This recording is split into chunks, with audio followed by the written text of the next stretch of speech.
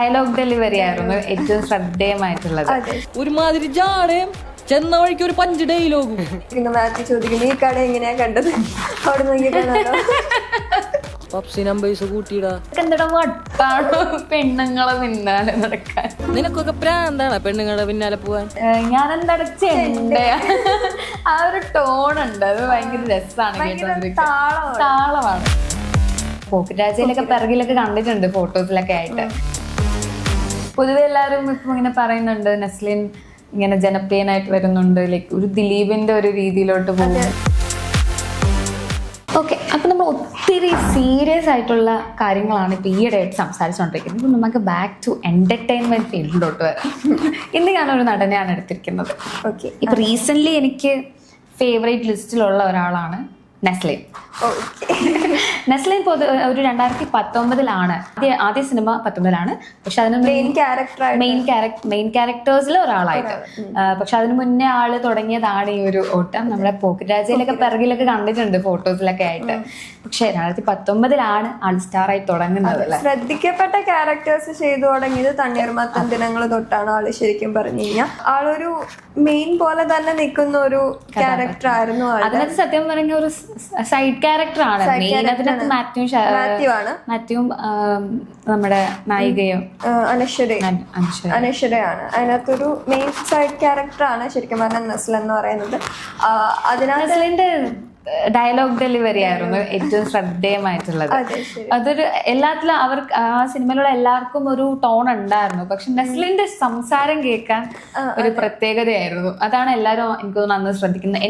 ഞാനും ആ ടൈമിൽ +2 എന്തോ പഠിക്കുമായിരുന്നു, +1 +2 പഠിക്കുമായിരുന്നു. അപ്പൊ അത് കാണാൻ എനിക്ക് ഭയങ്കര ഇൻട്രസ്റ്റ് ആയിരുന്നു.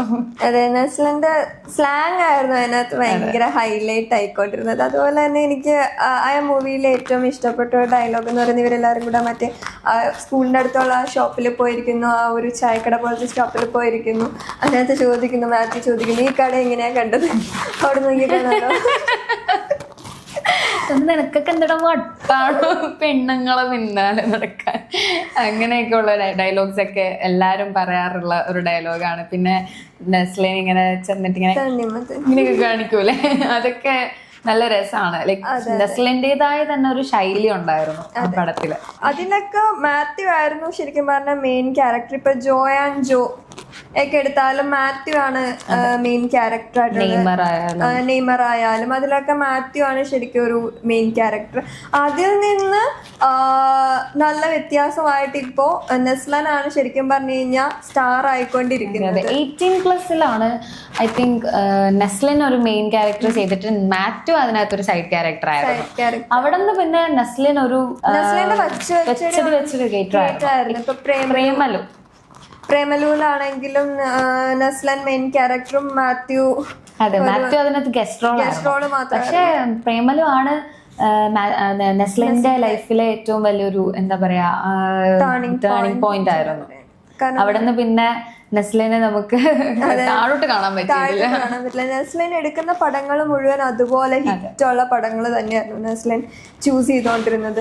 നസ്ലിന്റെ അഭിനയം, നസ്ലിന്റെ സ്ലാങ്, ഇതൊക്കെയാണ് ശരിക്കും പറഞ്ഞാൽ നസ്ലിൻ എനിക്ക് തോന്നുന്നു മറ്റെന്തിനേക്കാളും നസ്ലിന്റെ സ്ലാങ്ങും ഒക്കെയാണ് നസ്ലിനെ ഒരു നിർത്തിയിരുന്നത്. സൂപ്പർ ശരണ്യയില് അതിലും ഉണ്ട് കുറെ ഡയലോഗ്സ്. ഞാനെന്താ ചെണ്ടയാ ആ ഒരു ടോണുണ്ട്, അത് ഭയങ്കര രസമാണ് കേട്ടോണ്ടിരിക്കാൻ. താളമാണ്. പാട്ടൊക്കെ പാടുന്ന പോലെയാണ് ഡയലോഗ് പാടുന്നത്. പക്ഷെ ഭയങ്കര കോമഡി ആയിട്ട് പൊക്കോണ്ടിരുന്ന ആള് പെട്ടെന്ന് കുരുതിയിൽ വന്നപ്പോ നല്ലൊരു സീരിയസ് കഥാപാത്രം ചെയ്തു. അതിനിപ്പോ സാഗർ സൂര്യയും നസ്ലിനും ആയിട്ടുള്ള ഒരു കോമ്പിനേഷൻ സീൻസ് ഒക്കെ ആയാലും നസ്ലിൻ അതിനകത്ത് വേറൊരു ആളായിട്ട് തന്നെ മാറിയായിരുന്നു. അതെ, പിന്നെ ഇതുപോലെ തന്നെ കേശു ഈ വീടിന്റെ എടുക്കാൻ നേരത്താണെങ്കിലും അതിൽ കുറെ സ്റ്റിക്കേഴ്സ് ഒക്കെ വൈറലാണ്. ആളുടെ റിയാക്ഷൻ ഒക്കെ ഇങ്ങനെ പേടിക്കുന്നത്. അതെ അതെ, പിന്നെ ആള് കുറച്ച് ഫുഡി ആയിട്ടുള്ള ക്യാരക്ടറാണ് അതിനകത്ത് മെയിൻ ആയിട്ട് കാണിക്കുന്നത്. അതെല്ലാം മറ്റേ ലോട്ടറി കാണാണ്ടാവുന്ന മറ്റേ റോക്കറ്റ് ആയിരിക്കും. പൊതുവെ എല്ലാവരും ഇപ്പം ഇങ്ങനെ പറയുന്നുണ്ട് നസ്ലിൻ ഇങ്ങനെ ജനപ്രിയനായിട്ട് വരുന്നുണ്ട്, ലൈക്ക് ഒരു ദിലീപിന്റെ ഒരു രീതിയിലോട്ട് പോകും. ബേസിൽ അതുപോലെ പറയാറുണ്ട്, ബേസിലിനെ. ഇപ്പം അതേ ആള് ദിലീപേട്ടന്റെ മോനായിട്ടായിരുന്നു അതിനകത്ത് അഭിനയിച്ചത്. അതൊരു കോമ്പിനേഷൻ നല്ല രസമായിരുന്നു, മോനും അച്ഛനുമായിട്ട് അവര് വന്നത്. കുറെ പേര് നസ്ലിന് ഈ ഇതിൽ വരാൻ നേരത്തെ ഓൾമോസ്റ്റ് എല്ലാരും തന്നെ ചോദിക്കുന്ന കാര്യം നസ്ലിന് ക്രഷ് ഉണ്ടോ, നസ്ലിന് റിലേഷൻഷിപ്പ് ഉണ്ടോ, കാര്യങ്ങൾ. നസ്ലിൻ തന്നെ സമ്മതിച്ചു റിലേഷനിലാണെന്ന്. ആരാണെന്നൊന്നും ആർക്കും അറിയില്ല. എന്തായാലും നസ്ലിൻ റിലേഷനിലാണ് ഗേൾസ്. എല്ലാവരും നെഞ്ച് തകർന്നിരിക്കുകയാണ്. പിന്നെ നസ്ലിന്റെ മൂവീസ്, പിന്നെ ഐ ആം കാതലൻ ഇറങ്ങി. അത് ഒരു ഹാക്കർ ആയിട്ടായിരുന്നു അതിനകത്ത്. എനിക്ക് അത്യാവശ്യം ഇഷ്ടമായ ഒരു മൂവിയാണ് കേട്ടോ. അതൊരു അത്യാവശ്യം നല്ലൊരു മൂവിയായിരുന്നു. പിന്നീട് അങ്ങോട്ട് ഏറ്റവും വലിയ ഒരു മൂവിയിൽ ഒരു ഭാഗമായി കല്യാണി പ്രിയദർശൻ. അത് കല്യാണിയുടെ കോംബോ ആയിട്ട് വന്നാൽ നസ്ലിൻ കൊള്ളാമോ, കുറെ ഡൗട്ട്സ് ഉണ്ടായിരുന്നു. അതെ, പക്ഷെ അതിന് കറക്റ്റ് ഒരു സ്റ്റോറി വെച്ചാണ് പടം ചെയ്തത്. പക്ഷെ എന്നിട്ടും വലിയ എന്താ സ്റ്റോറിയുടെ ഒരു ഇതുമല്ല, അവർ തമ്മിൽ കൊള്ളാം എനിക്കും തോന്നി. നല്ലൊരു എന്താ പറയാ, അവര് തമ്മിലുള്ള ഒരു കണക്ഷനൊക്കെ നമുക്കും സിങ്ക് ആയതുപോലെ ഒരു ഫീല് തോന്നിയായിരുന്നു. ലോക സിനിമയുടെ പേര് പറയാൻ സോറി, അതെല്ലാവർക്കും മനസ്സിലാക്കണമല്ലോ. ലോക അതായിരുന്നു നസ്ലിന്റെ ഇപ്പോഴത്തെ. ഇനി അതേപോലെ ആലപ്പുഴ ജിംഖാനയില് വലിയൊരു ട്രാൻസ്ഫോർമേഷൻ ആയിരുന്നു നടത്തിയത് ആള്. ബോഡിയൊക്കെ ഭയങ്കര സ്റ്റൈലിഷ് കഥാപാത്രമായിരുന്നു, കുറച്ച് ഫ്ലേർട്ടി ആയിട്ടുള്ള ഒരു കഥാപാത്രമായിരുന്നു. പക്ഷെ അത് നസ്ലിൻ നന്നായിട്ട് അത് ചെയ്തിട്ടുണ്ട്. ഫ്ലേർട്ടിങ് നന്നായിട്ട് ചേരുന്നുണ്ട്.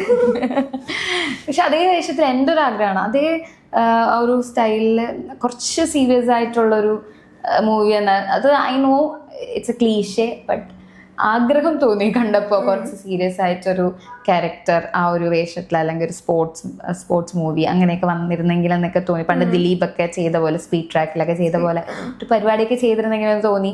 എനിവേ, എന്താണോ പുള്ളിക്ക് കൊടുക്കുന്നത് ആളത് വൃത്തിക്ക് ചെയ്യും എന്നുള്ളതാണ്. അതെ, അപ്പൊ ഇനി ഒരുപാട് ലൈനപ്സ് ഉണ്ട് നസ്ലിന്. അപ്പൊ എല്ലാത്തിനും വെയിറ്റിംഗ് ആണ്, നസ്ലിന്റെ ഫാൻസും ഈവൻ നമ്മളായാലും. നമ്മളെല്ലാവരും നസ്ലിന്റെ ന്യൂ മൂവീസിനായിട്ട് നമ്മളെല്ലാവരും വെയിറ്റിംഗ് ആണ് ശരിക്കും പറഞ്ഞത്. സോ അത്രേ ഉള്ളൂ. അടുത്തൊരു നല്ലൊരു നടനുമായിട്ട് നമ്മൾ വരുന്നതായിരിക്കും.